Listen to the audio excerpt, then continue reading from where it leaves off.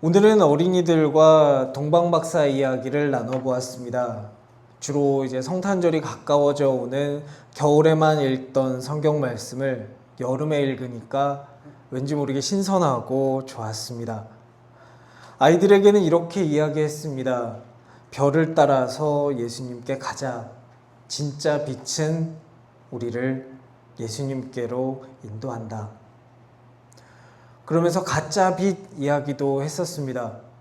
동방박사들이 들렸던 헤롯의 궁전에는 아마 휘황찬란한 엄청난 화려함이 있었을 것입니다.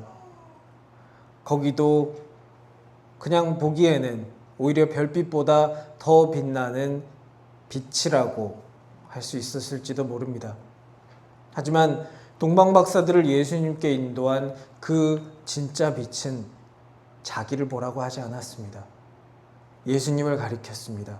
여기 왕의 왕이 계신다. 여기를 봐라. 나를 보지 말고 여기 너희에게 임마누엘 하나님으로 오신 예수 그리스도를 보아라. 진짜 빛은 아마 그렇게 얘기했을 겁니다. 하지만 번쩍이며 화려하며 세상 사람들이 우러러보는 헤롯 왕의 궁전의 빛은 아마 다른 얘기를 했을 겁니다. 나를 봐라.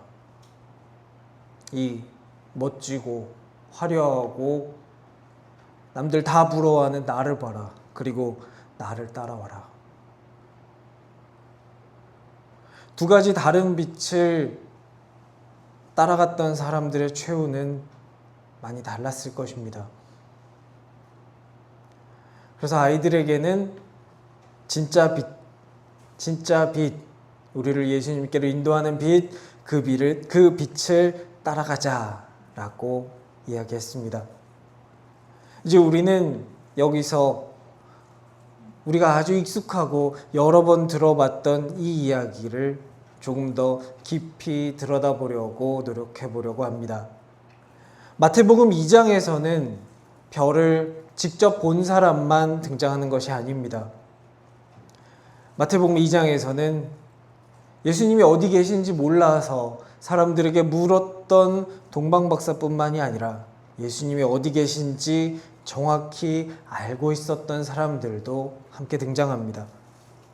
별을 보고 찾아온 동방박사들은 예루살렘에 가서 이렇게 묻습니다. 유대인의 왕으로 나시니가 어디 계시냐? 그러자 헤롯이 놀라고 온 예루살렘이 소동합니다. 예루살렘 사람들은 저 멀리 동방에서부터 온 이 동방박사들보다 예수님께 훨씬 가까이 있었습니다. 그들에게는 구약 말씀도 있었습니다. 그 말씀이 무슨 말씀인지 모른다라고 하면 그 말씀을 자세히 풀어서 해석해 줄 종교 지도자들도 있었습니다. 심지어 그들은 메시아가 어디에서 태어날지에 대한 예언도 알고 있었습니다. 헤롯이 사람들을 불러서 그리스도가 어디서 나겠느냐라고 물었을 때 거기에 대해서 바로 답이 나오고 바로 그 근거가 따라서 나옵니다. 이 사람들은 정답을 알고 있었습니다. 그런데 이상합니다. 동방박사는 그 소식을 듣자마자, 그 말을 듣자마자 바로 베들레헴을 향해서 갔습니다.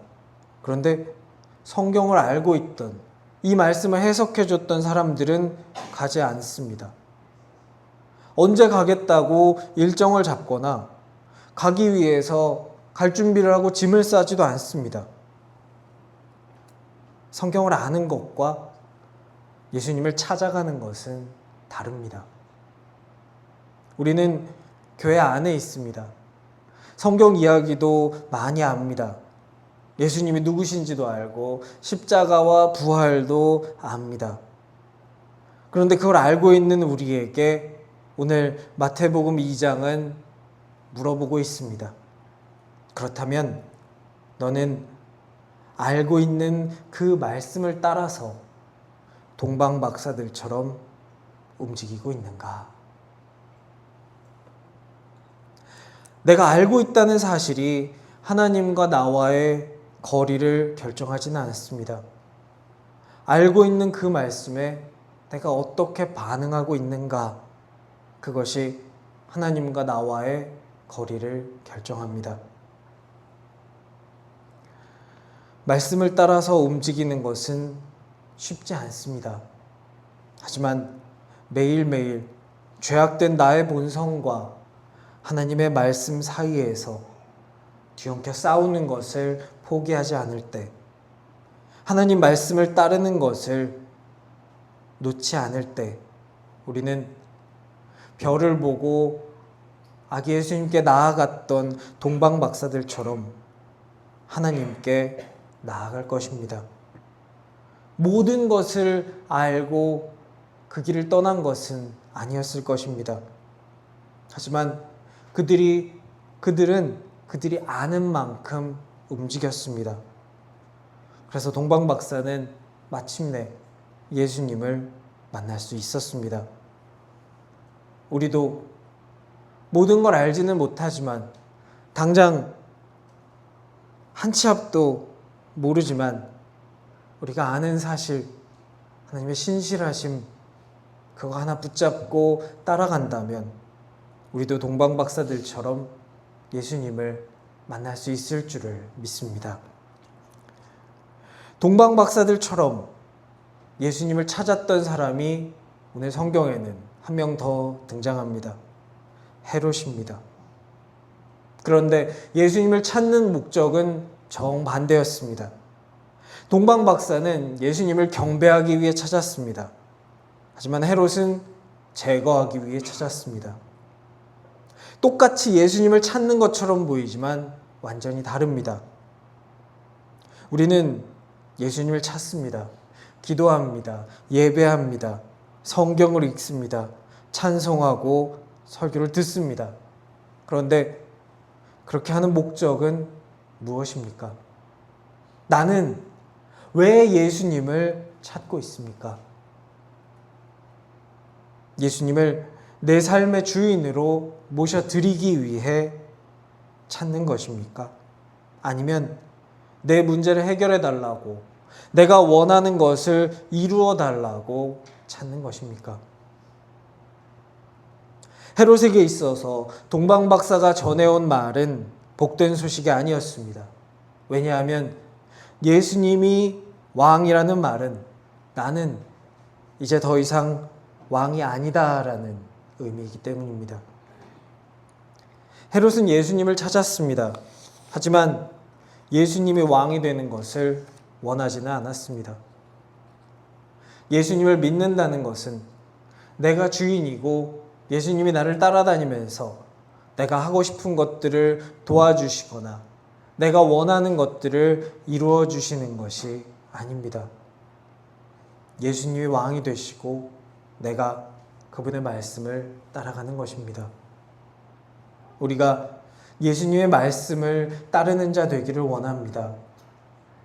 동방 박사들은 흔히 말하는 선택받은 백성, 언약 백성이 아니었습니다. 지금의 우리만큼 성경을 잘 알고 있지도 않았습니다. 그런데 그들이 봤던 그 빛을 따라서 움직였습니다. 성경을 알고 있던 예루살렘 사람들이 움직이지 않았던 그때 움직였습니다.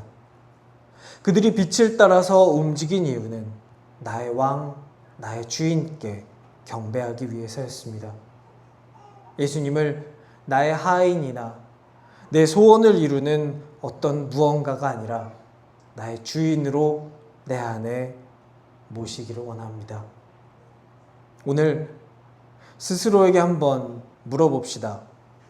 나는 어느 길에 서 있습니까? 예수님을 알고만 있는 예루살렘 사람들의 길입니까? 아니면 예수님을 찾는데 다른 목적으로 찾는 헤롯의 길입니까?